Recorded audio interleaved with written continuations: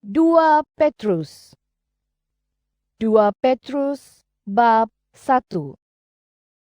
Daripada Simon Petrus, hamba dan Rasul Yesus Kristus, kepada mereka yang seiman dengan kami melalui perbenaran Allah dan penyelamat kita Yesus Kristus. Semoga kamu dilimpahi berkat dan damai sejahtera daripada Allah, karena kamu mengenal Allah dan Tuhan Yesus.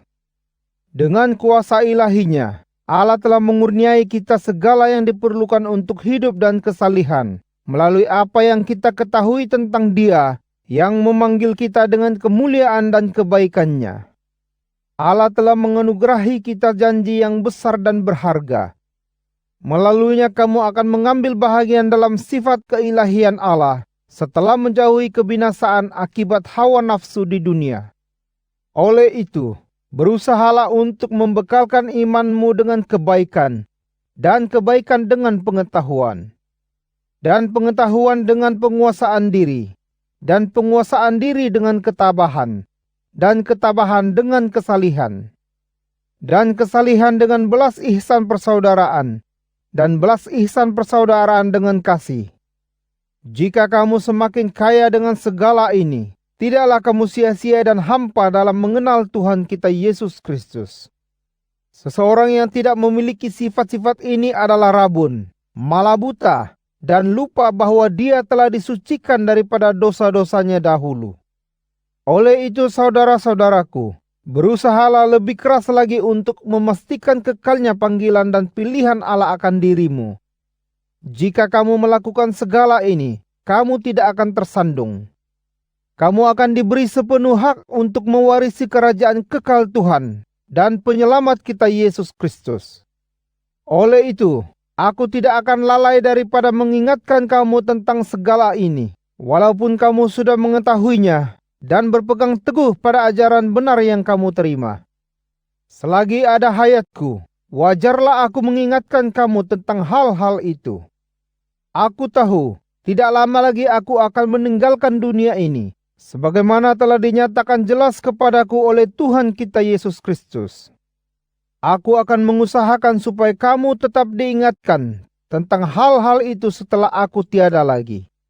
Kami tidaklah bercerita dongeng kepadamu apabila kami memberitahumu tentang kekuasaan Tuhan kita Yesus Kristus dan kedatangannya. Kami telah menyaksikan kemuliaannya dengan mata kami sendiri. Dia telah menerima penghormatan dan kemuliaan daripada Allah Bapa. Suatu suara daripada yang maha tinggi berfirman, "Inilah anakku yang kukasihi, dan dengannya aku berkenan." Kami telah mendengar suara yang datang dari surga ketika kami bersamanya di puncak gunung suci. Dengan demikian, kata-kata nubuat yang ada pada kami menjadi lebih jelas. Terimalah kata-kata nubuat ini seperti lampu yang bersinar di tempat gelap, hingga fajar menyingsing dan bintang pagi terbit dalam hatimu. Hal terutama yang harus kamu ketahui, tidak ada satu nubuat pun dalam kitab suci yang berasal daripada pentafsiran sendiri. Karena nubuat bukanlah lahir dengan kehendak manusia, tetapi disuarakan oleh orang ketika digerakkan oleh Roh Kudus untuk menyampaikan kata-kata daripada Allah. 2 Petrus bab 2. Namun demikian, ada nabi-nabi palsu dalam kalangan umat Allah pada zaman dahulu. Di antaramu juga akan muncul guru-guru palsu yang secara rahasia membawa masuk ajaran sesat yang memusnahkan. Mereka tergamak menyangkal Tuhan yang telah menyelamatkan mereka, lalu mereka ditimpa kemusnahan dalam sekelip mata. Ramai orang akan mengikut cara mereka yang memalukan itu. Oleh itu, jalan yang benar akan dikufuri. Dengan tamak haloba, mereka akan memperalatkan kamu melalui kata-kata dusta. Hukuman untuk mereka sudah ditetapkan dan akan menimpa mereka. Allah tidak melepaskan malaikat yang berdosa daripada hukuman, tetapi menghumbankan mereka ke neraka dan membelenggu mereka dalam kegelapan untuk dihakimi kelak. Dan Allah juga tidak melepaskan dunia purba daripada hukuman. Allah hanya menyelamatkan Nuh, penyampai perbenaran, dengan 7 orang yang lain, ketika Dia mendatangkan air bah kepada semua manusia yang ingkar. Allah telah memusnahkan kota Sodom dan Gomora sehingga menjadi abu, membinasakan penduduknya sebagai contoh hukuman terhadap orang yang ingkar. Tetapi Allah menyelamatkan Lut, seorang yang benar, yang berduka cita karena kelakuan cabul orang durjana. Jiwa Lut yang benar tersiksa dari hari ke hari, melihat dan mendengar perlakuan liar orang di kelilingnya. Nyatalah bahwa Tuhan mengetahui cara menyelamatkan orang yang warak daripada godaan, dan mengasingkan orang durjana untuk dihukum pada hari penghakiman. Terutamanya mereka yang menurut hawa nafsu cabul dan menghina kekuasaan Allah. Mereka menganggap diri mereka besar dan mengikut kehendak sendiri semata-mata. Mereka tidak takut mencela makhluk yang adikudrati. Sedangkan para malaikat yang lebih kuat dan berkuasa tidak pernah mencela dan menuduh makhluk yang adikudrati itu di hadapan Tuhan. Tetapi mereka ini seperti binatang buas yang dijadikan untuk ditangkap dan dibunuh, mencela hal-hal yang tidak difahami, maka mereka akan dibinasakan. Mereka akan menerima balasan perbuatan maksiat mereka, seperti bersukaria pada siang hari untuk memuaskan hawa nafsu. Mereka dipenuhi cacat cela dan bergembira memperdayamu sambil berjamu bersamamu. Mata mereka dipenuhi nafsu cabul dan sentiasa berdosa, menggoda orang yang goyah imannya. Hati mereka dikuasai tamak haloba, dan mereka anak-anak yang terlaknat. Mereka telah meninggalkan jalan yang benar lalu sesat mengikut jalan Bileam anak Bior, yang suka mendapat upah daripada kejahatan. Tetapi dia telah ditegur karena perbuatan jahatnya oleh seekor keldai yang bercakap dengan suara manusia, lalu menjauhkan Bileam daripada perbuatannya yang tidak waras. Mereka ini ibarat mata air yang kering dan kabus yang ditiup ribut. Kegelapan yang hitam pekat tersedia untuk mereka. Apabila mereka mengeluarkan kata-kata yang hebat tetapi kosong, mereka menggunakan hawa nafsu dan keinginan cabul untuk menggoda orang yang baru terlepas daripada golongan yang hidup sesat. Mereka menjanjikan kebebasan, sedangkan mereka sendiri hamba kebinasaan, karena seseorang yang dikalahkan itu menjadi hamba kepada yang mengalahkannya. Sekiranya seseorang telah terlepas daripada noda dunia dengan mengenal Tuhan dan penyelamat kita Yesus Kristus, kemudian terjebak semula lalu tewas, maka keadaannya lebih buruk daripada sebelum dia mengenal Kristus. Lebih baiklah jika dia tidak mengenal jalan yang benar daripada mengenalnya, dan kemudian membelakangi perintah suci yang telah disampaikan kepadanya. Yang terjadi kepadanya itu seperti kata pepatah yang benar. Anjing akan menjilat muntahnya kembali. Dan Babi yang dimandikan akan berkubang semula di lumpur. 2 Petrus bab 3.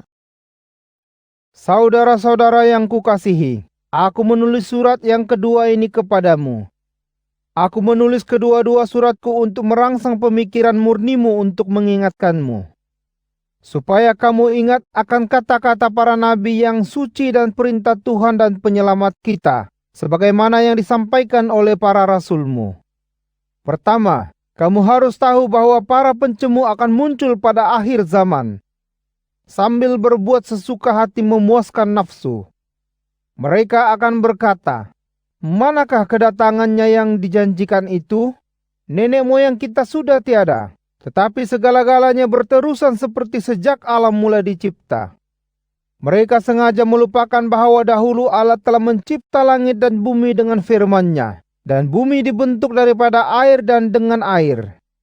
Dan dengan air itu juga dunia yang wujud dahulu dimusnahkan dengan air bah. Tetapi langit dan bumi yang sekarang dipelihara dengan firman itu juga akan dimusnahkan dengan api. Menjelang harinya orang ingkar dihukum dan dibinasakan. Tetapi saudara-saudara yang kukasihi, jangan lupa satu perkara. Di sisi Tuhan satu hari serupa 1000 tahun, dan 1000 tahun serupa satu hari. Tuhan bukannya lengah menepati janji, seperti sangkaan sesetengah orang, tetapi amat bersabar dengan kita, karena Dia tidak mahu seorang pun binasa, dan Dia ingin semuanya bertaubat. Namun demikian, hari Tuhan akan tiba seperti datangnya pencuri pada malam hari. Langit akan lenyap dengan bunyi gemuruh dan segala anasir akan lebur oleh kepanasan yang dahsyat. Bumi serta segala yang wujud di dalamnya akan hangus terbakar.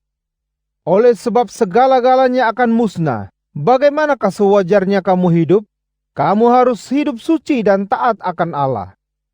Sementara menanti dan mempercepat menjelangnya hari penghakiman Allah. Pada hari itu langit akan musnah terbakar, dan segala anasir lebur oleh kepanasan yang dahsyat.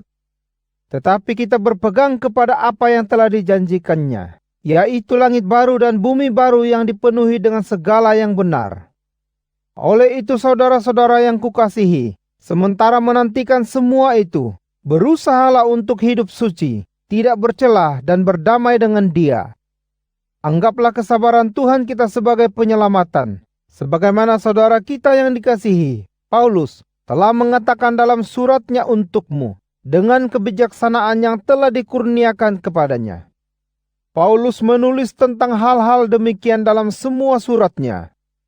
Sesetengahnya sukar difahami, lalu orang yang jahil dan tipis iman memesongkan artinya ke arah kebinasaan diri mereka sendiri. Demikian juga dilakukan oleh mereka terhadap tulisan-tulisan lain dalam kitab suci. Saudara-saudara yang kukasihi, oleh sebab kamu telah mengetahui hal ini, berjaga-jagalah, jangan tergelincir daripada pendirianmu yang teguh, akibat disesatkan oleh kesilapan orang durjana. Hendaklah kamu semakin kukuh dalam kasih kurnia Tuhan dan penyelamat kita Yesus Kristus, dan semakin mengenalnya. Baginya kemuliaan, sekarang dan selama-lamanya. Amin.